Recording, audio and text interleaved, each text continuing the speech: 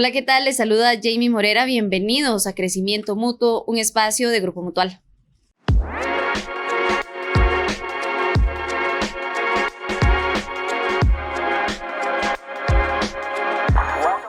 Hoy nos acompaña don Juan Madrigal, mejor conocido como Juan Cuentacuentos. Así es. Gestor y director de Alajuela Ciudad Palabra, quien impulsa este proyecto tan lindo donde busca mantener vivo la cuentería. Don Juan, bienvenido. No, gracias a ustedes por la invitación. Es importante siempre estar contándole a la gente lo que hacemos en Alajuela Ciudad Palabra, y es importante que estén en el imaginario de la gente también, porque como decís vos, trabajamos en mantener la cuentería, la narración oral, el encuentro cara a cara, que eso me parece que sigue siendo importante. Y es que son 40 años contando historias. Yo sí. Parece mentira, empecé en el kinder. No, sí, 40 años contando historias, sí.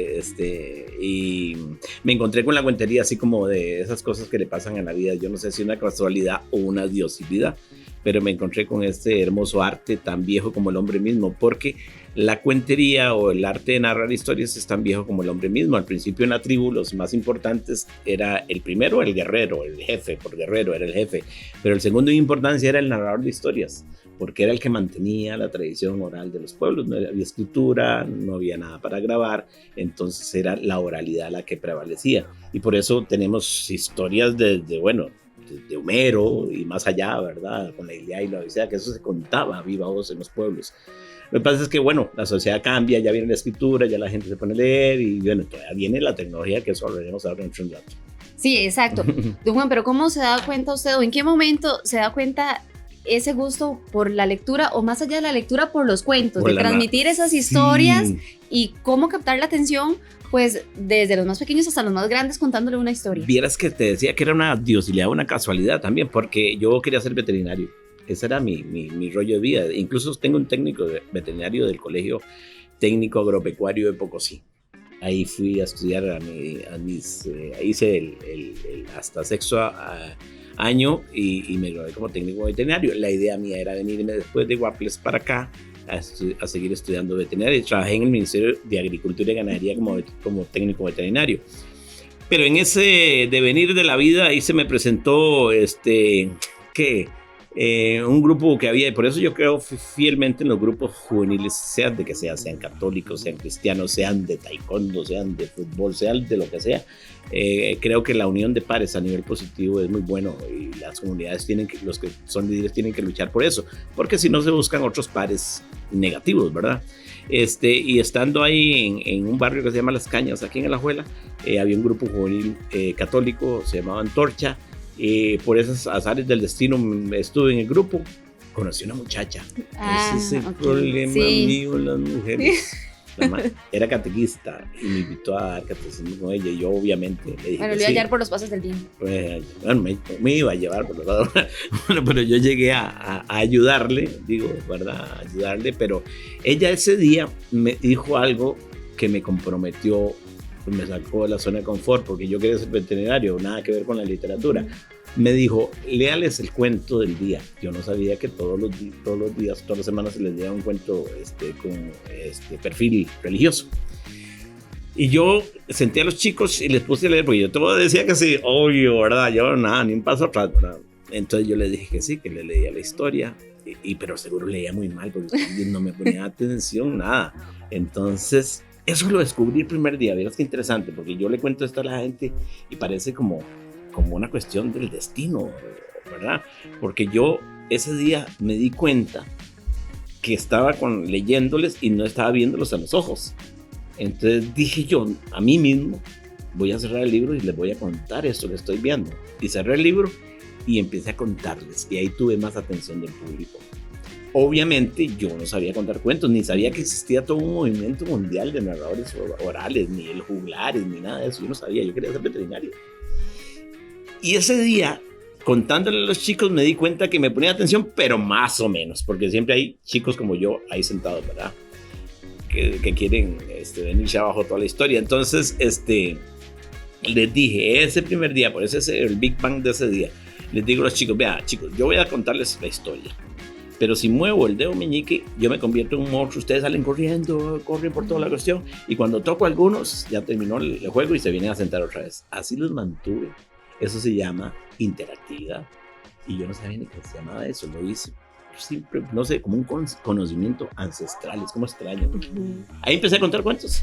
Ese día, entonces la semana siguiente me dice, pero usted lo hace muy bien. Muchacha, no. Estaba funcionando. Estaba funcionando. Entonces fui el otro semana a hacer lo mismo, a contar un cuento. Ya me preparé un poco más. Y yo decía, ¿por qué los compañeros y las compañeras de catequesis no lo hacen si es tan fácil? Para mí era muy fácil. Es como extraño eso, ¿verdad? Y así empecé. Y entonces de los otros grupos de la misma catequesis me llamaban para que fuera ese mismo día a contar el cuento que yo llevaba listo. Y dije, pero ¿por qué no lo hacen ellos? Así empezó esto. Luego, el año siguiente me llamaban de otras comunidades y entonces decían, ahí en Las Cañas hay un maje que se llama Juan que cuenta cuentos. Y la gente me puso, Juan cuenta cuentos. Así empezó la historia de la vida, pero quería ser veterinario. Todavía no me lo había quitado hasta ese momento. Pero a mí me parece que es realmente de admirar todo esto que hace con la niñez y el compromiso que tiene, no solo con ellos, sino también con las tradiciones del país.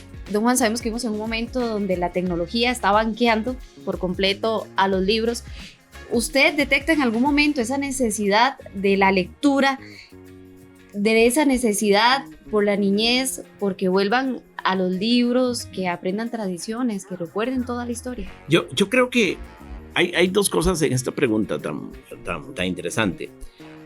Cuando la gente empieza la lectura y los libros, la gente piensa que la narración oral se va a perder, ¿verdad? Cuando viene la televisión, la narración oral se va a perder. Cuando viene el internet, todo esto, la narración oral se va a perder. Pero resulta que no. Resulta que la sociedad sigue con la necesidad de encontrarse y de que le hablen mirándole a los ojos para imaginar. Imagínense, es un ejercicio maravilloso para el cerebro.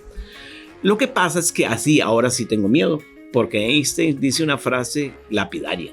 Dice, en el momento en que la tecnología sobrepase la inteligencia humana, en ese momento estamos creando una generación de estúpidos. Así lo dice, así de fuerte. Es una frase de él, y eso me parece que estaba ya pasando, ¿verdad? Perdonando, ¿verdad? Y respetando toda la cuestión, porque a mí me parece que la tecnología es muy importante, pero no por eso va a matar esto, lo humano, lo cercano, ¿verdad? Pero aún así, los adultos, las personas adultas y los que tenemos ese liderazgo en la sociedad, instituciones públicas y privadas, tenemos que volver a ver eso y volver y trabajar a contrapelo con esto, porque no podemos darle un celular a un niño de 1 año, de 2 años, no. Ya es sabido por la neurociencia que eso es muy peligroso, crea adicción. El cerebro, ¿qué pasa cuando se le da un celular a un niño? Vean, muchas cosas, adicción, necesitan siempre más, se aíslan, no hablan, tienen poco léxico, en fin, vos ves, ahora es muy deprimente pasar por una parada de bus y ver a las 8 personas que están en la parada de bus con el teléfono celular. Antes, ¿qué hacía uno cuando llegaba al bus? Va a llover hoy. Sí. Venís mucho por aquí. Y empezaba la conversación entre todos, ¿verdad? Porque la gente conversaba. Sí. Ahora nos aislamos con el celular. Y yo creo que una organización como nosotros, ahora que dice usted, ¿ha notado? Claro que lo he notado. Claro que lo he notado. Ahora los chicos difícilmente... Vean, yo he llegado a funciones como contador de historias cuando lo hago para niños, y las mamás llegan con sus hijos y como las mamás quieren escuchar el cuento, le dan el celular al niño. Entonces estoy yo contando cuentos y el niño está en la pantalla. Vean, yo caigo mal, paro la función. Es más, en mis funciones artísticas yo pido vehementemente que se apague el celular. Y a veces caigo mal porque estoy en eso y la gente está viendo. Porque es una cuestión que hacemos ya por inercia. Estamos aquí sentados oyendo una vez y de repente volvemos a ver el celular a ver nada. No sé, yo una vez leí que nos hacemos este gesto de ver nada, lo hacemos no sé como 350 veces al día. Y a veces a ver nada. Entonces yo creo que sí, deberíamos de poner las barbas en remojo y decir, ¿qué vamos a hacer contra eso? Nosotros hacemos a la buena ciudad, la verdad. Yo creo que la organización y la Fiesta Internacional del Cuento se convirtió en eso. Yo lo sentí este año. Se convirtió en una voz de alarma ante esta situación tan difícil que estamos viviendo. Yo creo que lo vamos a agradecer. Vea, en Suiza o en Suecia, no sé en cuál de esos me enreda el nombre, ya prohibieron las tablets y las escuelas. Ya se dieron cuenta que está mal en esos países, ya se dieron cuenta, y aquí le damos a un chico o una chica de 2 años, 3 años. Ahora, yo hablo mucho, me para cuando quiera. Sí, en cualquier momento. Sí, es que estaba viendo ahora que estábamos en Alajuela Hacía Palabra, en una actividad muy bonita, y sí, los abuelos llegaron con su nieto, pero el nieto tenía el celular, entonces se lo fueron a quitar para que... aquello fue terrible. Sí, por supuesto que les iba a molestar. Qué deprimente fue cuando le quitaron el celular al chiquito. Y a mí eso me duele. Por supuesto. Yo no lo conozco a ese chiquito, no es nada mío, pero me duele el futuro de ese niño porque no crean el hábito de socializar. Y es que, según datos de la UNICEF, en el mundo hay 127 millones de adolescentes y jóvenes que no saben leer ni escribir. Precisamente todo esto viene a sumar a este mal. Claro. Deberían, desde los hogares, centros educativos, empezar a implementar este gustito por la lectura, participar más de estas actividades como las que usted organiza. Totalmente de acuerdo. Ahora yo voy a jactarme de algo importante que hicimos, gracias, y voy a decirlo gracias al Grupo Mutual y a la Municipalidad de Alajuela. Hicimos talleres para niños en todos los distritos de Alajuela. Teníamos 60 niños contando cuentos. A mí me tocó un grupo en el lado de Sabanilla y eran 7 niños. Y lo primero que hicimos fue un perfil de entrada. Entonces, a ver, ¿cuántos leen? Ninguno leía. Bueno, ¿cuántos? ¿Todos tienen libros en la casa, literatura? Ninguno. ¿Sus papás les leen cuentos? Ninguno. ¿Qué hacen en su tiempo libre? Veo televisión y cuando se aburro agarro la tablet. Eso es peligrosísimo. Entonces, estos chicos les dimos un taller de 4 meses y salieron enamorados de esto. No estamos haciendo artistas, porque posiblemente no, pero estamos haciendo mejores seres humanos a partir del juego, a partir de la alegría de compartir historias y, como dije anteriormente, de imaginar que los chiquillos eran casi la primera vez que imaginaban con una historia, imagínate. Entonces, yo creo que sí, yo creo que es importante seguir a contrapelo, como estamos haciendo, pero haciendo.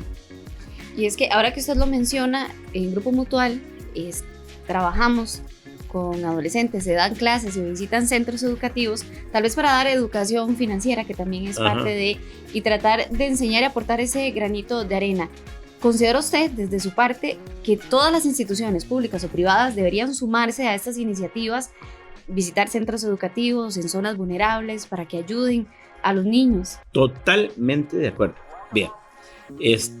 Los chicos y las chicas, los adolescentes, cuando encuentran esto como un medio de diversión y de alegría, les agarra el sabor a esto, porque ningún niño, ninguna niña, ningún joven va a querer estar aislado, ¿verdad? Él quiere compartir con sus padres. Yo le hablaba hoy temprano con mi madre y mi hermano, que estábamos desayunando, y me decían: ¿vos ves los programas de televisión estos que son de fútbol? ¿Verdad? Porque mi hermano es aficionadísimo a esos programas, yo no los veo. Pero analizándolo, yo le digo, es que lo que estamos viendo es una tertulia entre personas, contando historias que les pasaron a los de esos jugadores de fútbol. Y la gente que es muy aficionada al fútbol, les encanta escuchar eso. Y sí, vieron lo que pasó y las historias que tienen. Y le decía a mi hermano, pero es que todos tenemos historias que contar. Antes lo hacíamos en la pulpería.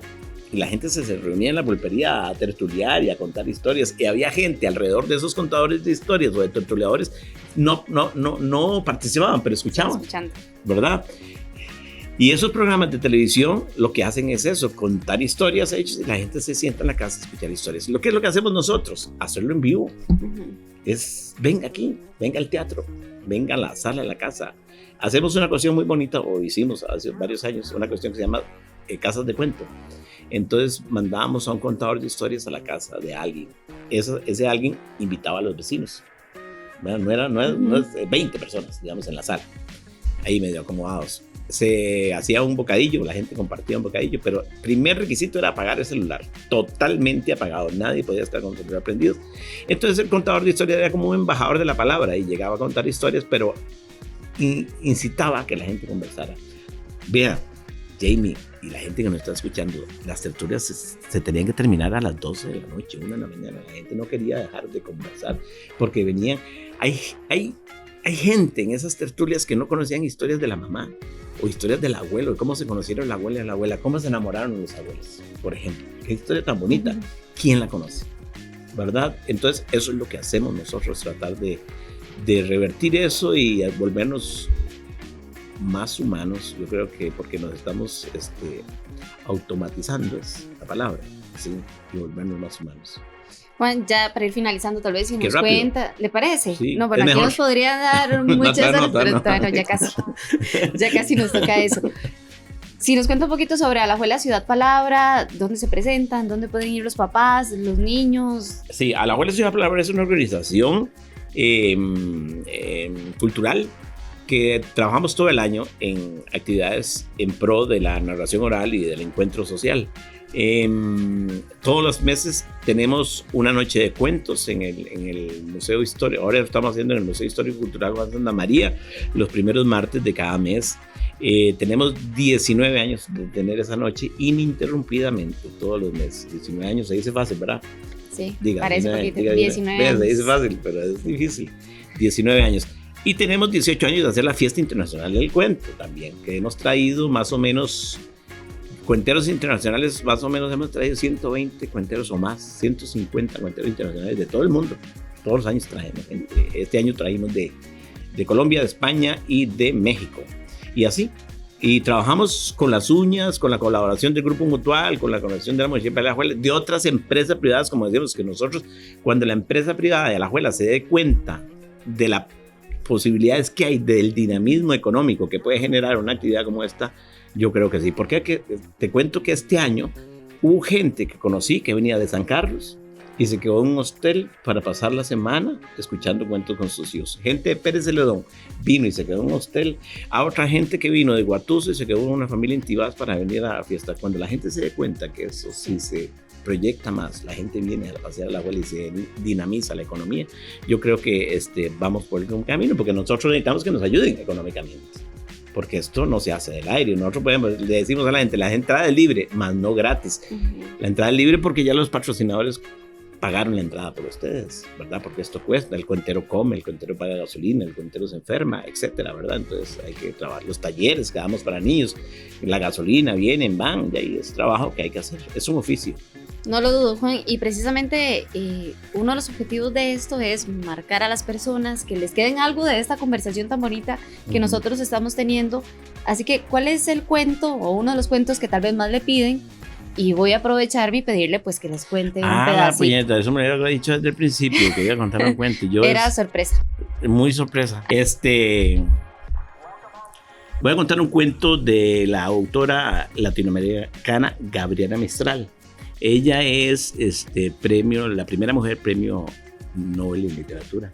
Ella escribió una poesía, porque es un cuento poesía, basado en un cuento que escribió, ella la escribió en el año 1800, pero ella se basó en un cuento que escribió un francés, Charles Perrault, en el año 1600. Imagínense qué bonito la tradición oral, en el año 1600, y es la primera versión, o la primera versión que se conoce de Caperucita Roja. Interesante, ¿no? Pero él la recopila de las lavanderas, la gente que lavaba en los ríos, y él escuchaba esa historia cantada. Y se las contaban a las niñas casaderas. ¿Qué quiere decir niñas casaderas? Que ya están para casarse, es decir, adolescentes. Se los contaban como un cuento de advertencia.